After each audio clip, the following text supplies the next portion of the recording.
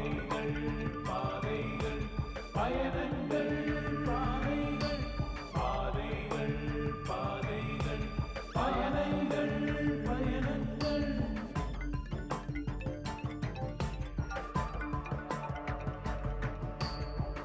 பாதங்கள் முத்தமிடும் பூமியின் கன்னங்கள் பாதைகள் பாதைகள் பாதங்கள் பயணங்கள். புதுமைக்கு பாலமிடும் பண்பாட்டு சின்னங்கள் பாதைகள் பாதைகள் பாதங்கள் பயணங்கள். வாழ்க்கையின் தேடல்கள் வரைகின்ற கோலங்கள் வளைவுடன் நேர்கோடாய் நெளிகின்ற நாளங்கள்.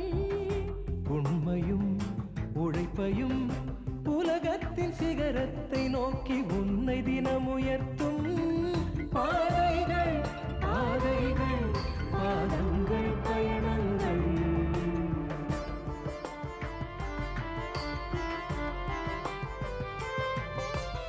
நடப்பதற்கு துணிந்து விட்டார் நந்தி மலையும் நகர்ந்து கொள்ளும் நம்பிக்கைகள் குடைந்தெடுத்தால் குகைக்கு மலைகள் குடையை தூக்கும் தன்னை மிதிக்கும் காலடியை தலைமேலே தாங்கும் பூமி இது.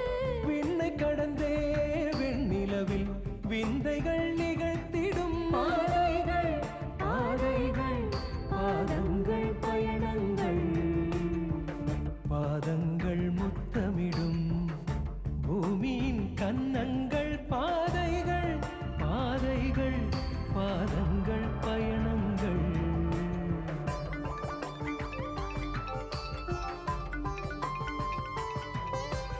ஓரிடத்தில் முடங்கிவிட்டார் அழகு மண்ணில் அடிமை நீயே நடைபயில தொடங்கிவிட்டார் சிகரமெல்லாம் உனக்கு கீழே. ஒற்றையடி ஆரம்ப பாதைகள் தான் 100 அடியாய் காலம் மாற்றியது. ஆறடியை நீ அளக்கும் முன்னே காலடி பதித்திடும் பாதைகள் பாதைகள் பாதங்கள் பயணங்கள்.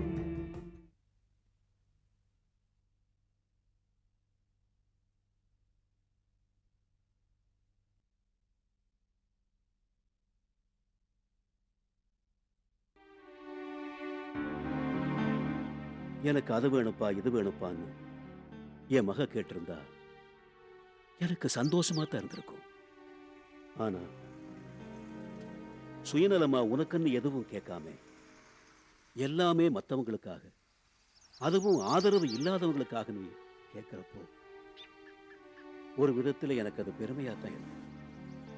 உங்களை மாதிரி பெருந்தன்மையா நடக்கிற அப்பா இல்லாம இருந்தா இதையெல்லாம் நான் கேட்க கூட முடியாதேப்பா. இந்த விஷயத்துல பாராட்டப்பட வேண்டியது நான் இல்ல, நீங்க தான். நான் வாங்க போற அந்த 300 ஏக்கர் விமல்ராஜ் இடத்தோட தாய்ப்பத்திரம் எனக்கு வேணுமா? ஒரிஜினல் டாக்குமெண்ட்ஸ் கண்டிப்பா வேணுங்களா? நிச்சயமா வேணும்.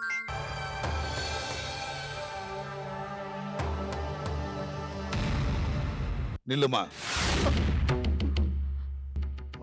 ஏமா திவ்யா, கீழே கிடக்கிற பேப்பர் வேண்டாமா? எடுத்துக்கிறேன்ப்பா. ஆ.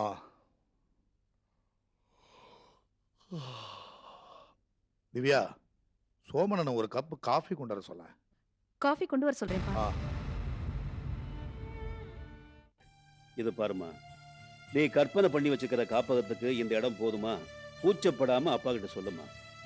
என்னப்பா நீங்க உங்ககிட்ட சோஷியல் ஒர்க்கா கேக்குறதுல எனக்கு என்ன தயக்கம்? இது பாருமா, உன் சந்தோஷம் மகிழ்ச்சியும் தான் எனக்கு முக்கியம்.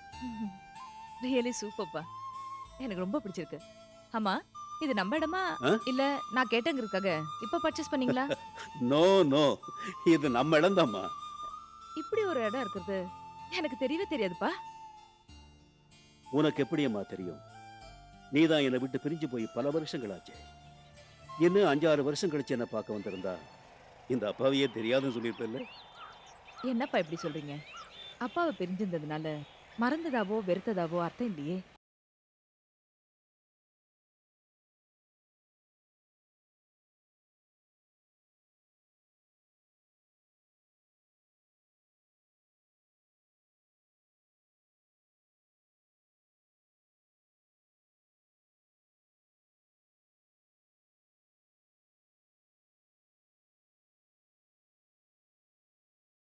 சொல்லுங்க, ஏதுங்க இவ்வளவு பணம்? எல்லாம் சும்மா வருமா? எல்லாம் கஷ்டப்பட்டு உழைச்சு சம்பாதிச்ச பணம். உழைச்சா? நீங்க உழைக்கிறது எனக்கு தெரியாதா? இங்க பாரு, இதெல்லாம் மூளையை யூஸ் பண்ணி பண்ற வேலை. உனக்கு இதெல்லாம் புரியாது. அப்போ இந்த பணம் எப்படி வந்ததுன்னு என்கிட்ட சொல்ல மாட்டீங்க? ஆ? போ போ, வேலையை பாரு. சந்துரு, என்னம்மா? அங்க என்ன பண்றீங்க? வா. இதோ வரேன். உங்களை தானே கேட்டுட்டு இருக்கேன்.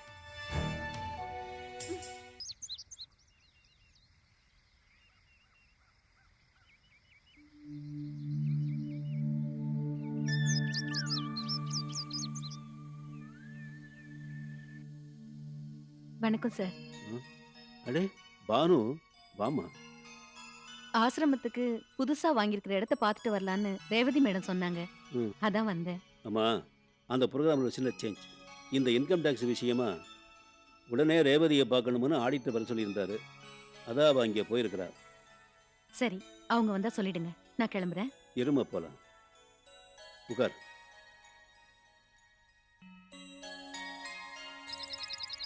நானே உன்னை பார்த்து பேசலாம்னு நினைச்சேம்மா.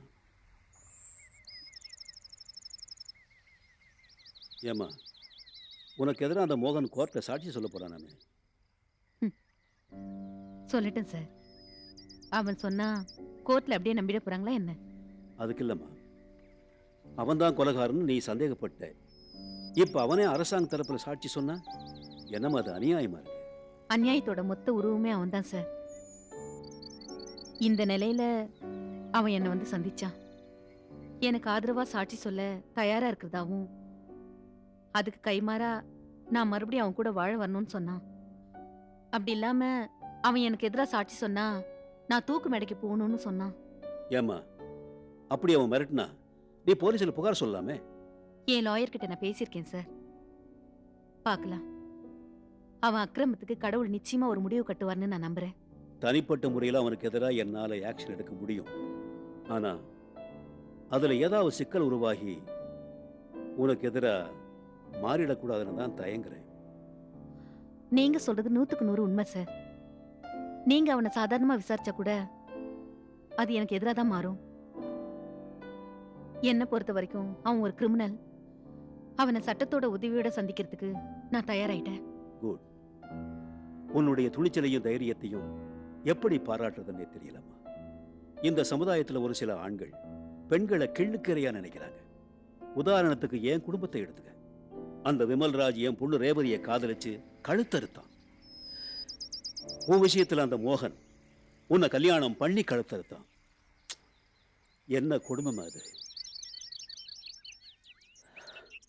ஆண்கள்லயும் உங்களை மாதிரி சில நல்லவங்க இருக்கதானே செய்யறாங்க. சமூக ஒழுக்கம், சமூக கட்டுப்பாடு, இத பத்தியெல்லாம் கவலைப்படாம பெண்களுக்கு எதிராக சில ஆண்கள் கொடுமைகள் செய்யும் போது பல பெண்கள் அதை எதிர்த்து போராடுறதே இல்ல. அப்படியே போராடணும்னு நினைச்சாலும் சூழ்நிலை பல தடைகளை உருவாக்குது. ஆனா இதையெல்லாம் மீறி அவங்க களத்துல இறங்குனாங்கன்னா நிச்சயமா வெற்றி கிடைக்கும் சார். என்ன பொறுத்த வரைக்கும் நீதிக்காக நான் சோர்வில்லாம போராட தயாரா இருக்கேன். நான் வரேன் சார். ம். மேடம் வந்தா நான் வந்துட்டு போனதா சொல்லுங்க. சரிம்மா.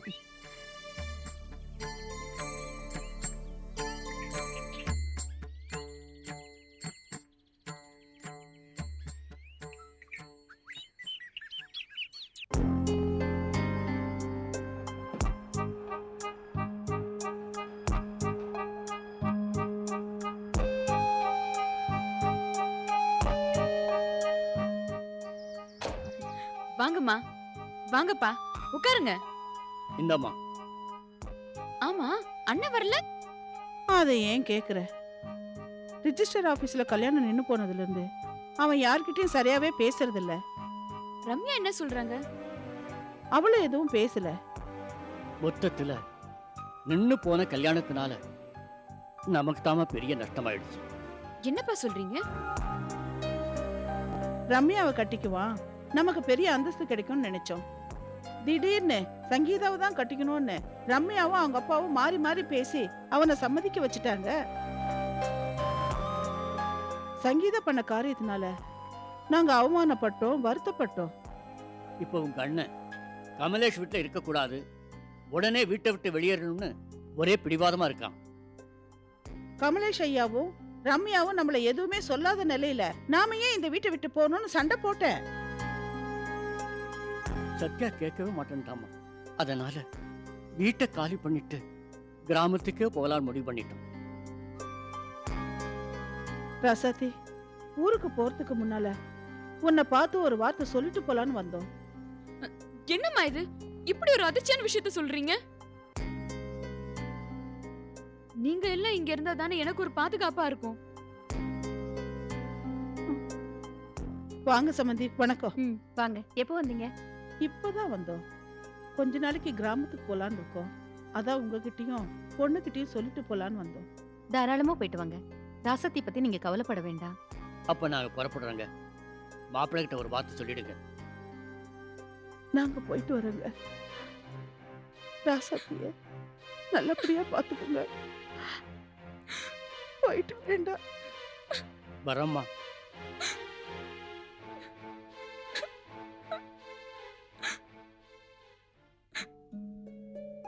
என்னமோ எங்க அண்ணன் சத்யா கமலேஷ் வீட்டு மாப்பிள்ளையாக போறான், எங்க அந்தஸ்து உயர போகுதுன்னு பெருசா கதை விட்டுட்டு இருந்த. கமலேஷ் அவர் வீட்டை விட்டே உங்க கும்பல துரத்திட்டாரு பாத்தியா? என்ன மாதிரி யாரும் ஏமாளியா இருக்க முடியாது. ஒரு தரித்திரத்தை மருமகளை வச்சிட்டு இருக்கேனே. ச்சே, அனாவசியமான பேச்செல்லாம் வேண்டாம். சவுண்ட குறை. தட்டி கேக்குறதுக்கு உன் குடும்பம் இங்க இல்ல. வாளை சுருட்டிக்கிட்டு இருக்கணும். நான் பேசவே கூடாதா? பேசுடி, நீ பேசு. கூடிய சீக்கிரம் உன்னை இந்த வீட்டை விட்டே அனுப்புறேன். அது வரைக்கும் நீ பேசு.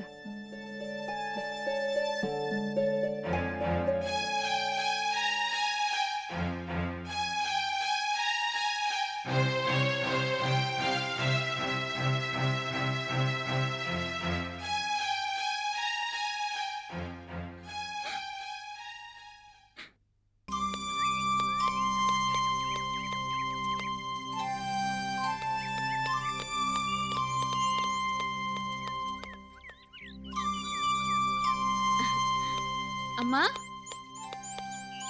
அம்மா. ராசாத்தி, நீயா? வாமா, எப்படி இருக்க? என்னம்மா இது? பழையபடி விறகு வெட்ட ஆரம்பிச்சிட்டு? இடையில வந்த வாழ்க்கை இடையிலேயே போயிடுச்சு. இந்த வாழ்க்கை தான் நிரந்தரம் ஆனதுக்கு அப்புறம் இதுல வருத்தப்படுறதுக்கு என்னமா இருக்கு? இருந்தாலும் போனது போகட்டும். இப்ப எப்படி இருக்க சொல்லு. அந்த ஜெயதேவி பழையபடி தன்னோட அடாவடித்தனத்தை காமிக்க ஆரம்பிச்சிட்டாமா. வார்த்தைக்கு வார்த்தை என்ன போட்டு வாட்டி எடுக்கிறான். பேச்சுக்கு பேச்சு நம்ம குடும்பத்தை நாரா கழிச்சு நடுத்தெருவுல போடுறா. அண்ணனுக்கு பெரிய இடத்துல பொண்ணு எடுக்க நினைச்சு இப்ப நம்ம முகத்துல கரிய பூசிட்டு அலையுறோமா. நான் மட்டும் பழைய வேலைமாவா இருந்தா அவளை உப்பு கண்ணை போட்டு மண் சட்டில பொரிச்சு எடுத்திருப்பேன். நீ ஒண்ணு கவலைப்படாதம்மா. இனிமே அவளை நானே எதிர்த்து நிக்கிறதா முடிவு பண்ணிட்டேன். ஆமா, எங்க அப்பாவையும் அண்ணனையும் காணோம்? அப்பா கவர்மெண்ட் ஹாஸ்பிட்டல்ல மருந்து வாங்கிட்டு வர போயிருக்காரு. அண்ணன் வெளியில வேலை தேடி போயிருக்கா. இப்போ தினமும் அவனுக்கு அதான் வேலை. நான் ஒருத்தி அப்பா அம்மாவை பார்க்க வந்த பொண்ணுகிட்ட குடும்ப கஷ்டத்தையெல்லாம் சொல்லிக்கிட்டு. இந்தா குடிமா. வாமா, சாப்பிட்டுட்டு போலாம். அம்மா ஒரு நிமிஷம் இரு.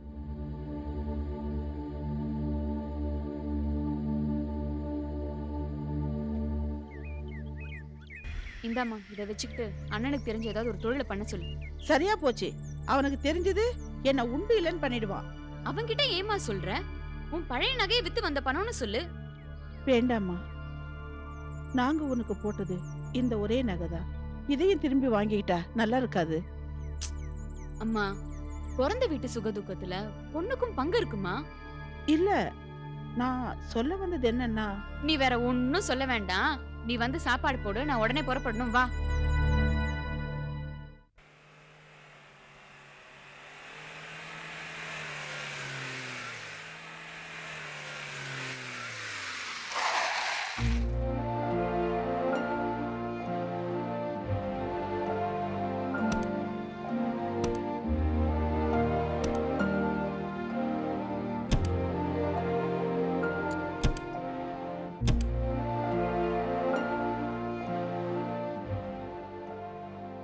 அப்பா, அப்பா, டாக்டர் என்ன சொன்னாரு?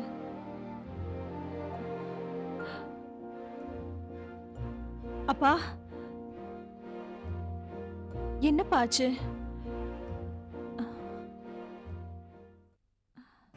டாக்டர் என்னங்க சொன்னாரு? சொல்கிறேன். சுமன அங்கிளை உள்ளே கூட்டிகிட்டு போங்க. ஐயா வாங்க போகலாம், ரூமுக்கு போகலாம் வாங்க.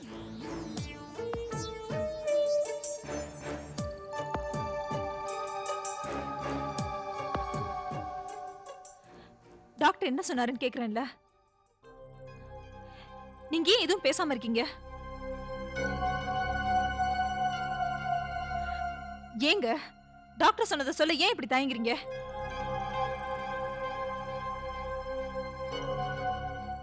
நான் தயங்குறதுக்கு ரீசன் இருக்கு. டாக்டர் சொன்னது சொன்னா உனக்கு பிடிக்காது. அப்படி என்ன சொன்னாரு? அங்கிளை கொஞ்ச காலமா டாக்டர் ஸ்டெடியா அப்சர்வ் பண்ணியிருக்காரு. அங்கிள் எல்லா விஷயத்தையும் மறந்துட்டாரு. அவருக்குள்ள மறக்காம இருக்கிற ஒரே ஒரு விஷயம் ரேவதி ஆண்டி மட்டும்தான்.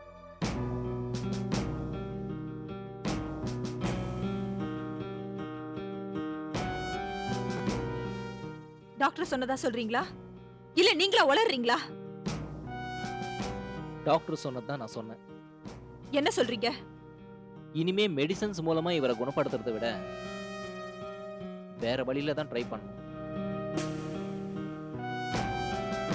அவருடைய விரக்திக்கு யார் காரணமோ, யாரை நினைச்சு அவர் இப்படி ஆயிட்டாரோ அவங்களுடைய அருகாமை இவர் கடிச்சா ஒருவேளை இவர் ரிகவர் ஆகிறதுக்கு வாய்ப்பு இருக்கு. இந்த மாதிரி சில கேஸ்ல அப்படி பண்ணனது ஒர்க் அவுட் ஆயிருக்குன்னு டாக்டர் அபிப்பிராயப்படுறாரு. அது எப்படிங்க உங்க மனசுல இருக்கிறதே டாக்டர் சொல்லிருக்கிறாரு? இந்த குத்தல் கிண்டல் எல்லாம் வேண்டாம். பின்ன என்ன, டாக்டர் கொடுக்கிற மருந்துல குணமாகாதவரு என்ன பார்த்து என் குழந்தைய பார்த்து குணமாகாதவரு ரேவதியை பார்த்த உடனே குணமாயிடுவாரா? ரேவதி என்ன அந்த வானத்துல இருந்து வந்த தேவதையா வந்த உடனே மிராக்கல் பண்றதுக்கு? ரேவதி ஆண்டின்னு சொன்னாவே நீ டென்ஷன் ஆவ. அதனாலதான் இந்த விஷயத்த சொல்ல நான் தயங்கினேன். இந்த விஷயத்தை பொறுத்த வரைக்கும் ரேவதி ஆண்டின்ற ஒரு தனிப்பட்ட பர்சனாலிட்டியை நீ மறந்துரு. உங்க அப்பாவை குணமாக்கணும், அதான் நம்ம டார்கெட். இதுக்காக நம்ம எதுவும் செய்ய தயாரா இருக்கணும். ரேவதி ஆண்டி வந்தாதான் உங்க அப்பா குணமடைகிறதுக்கு ஒரு வாய்ப்பு இருக்குன்னு டாக்டர் உறுதியா சொல்றாரு. அதுக்கு மேல நீ தான் டிசைட் பண்ணணும்.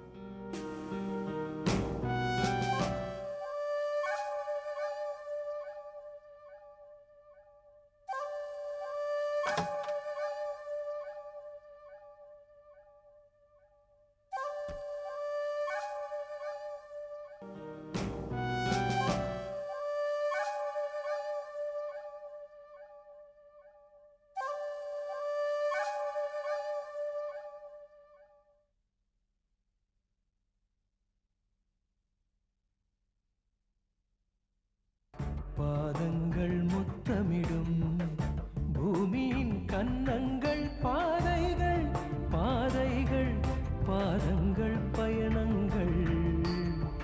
புதுமைக்கு பாலமிடும் பண்பாட்டு சின்னங்கள் பாதைகள் பாதைகள் பாதங்கள் பயணங்கள். வாழ்க்கையின் தேடல்கள் வருகின்ற கோலங்கள் வளைவுடன் நேர்கோடாய் நெளிகின்ற நாளங்கள். உண்மையும் உழைப்பையும் உலகத்தின் சிகரத்தை நோக்கி உன்னை தினம் உயர்த்தும் பாதைகள் பாதைகள் பாதங்கள் பயணங்கள்.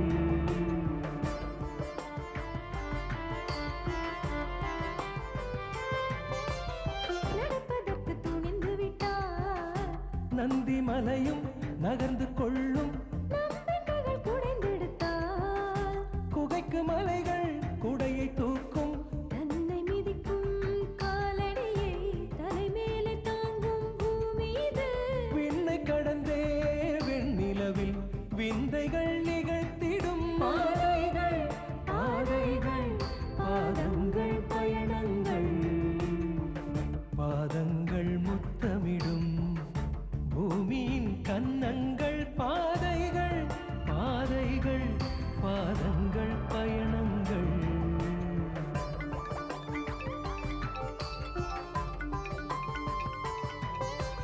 ஓரிடத்தில் முடங்கிவிட்டார். அழகு மண்ணில் அடிமை நீயே, நடைபயில தொடங்கிவிட்டார். சிகரமெல்லாம் உனக்கு கீழே. ஒற்றையடி ஆரம்ப பாதைகள் தான் 100 அடியாய் காலம் மாற்றியது.